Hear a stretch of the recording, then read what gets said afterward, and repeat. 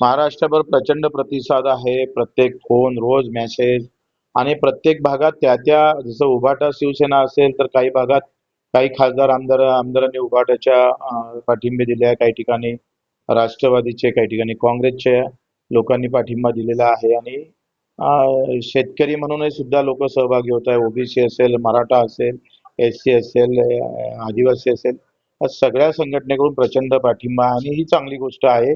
का शेतकरी म्हणून हे आंदोलन उद्याचं केलं जाणार आहे आणि त्याचा प्रचंड प्रतिसाद उद्याच्या आंदोलनात भेटणार.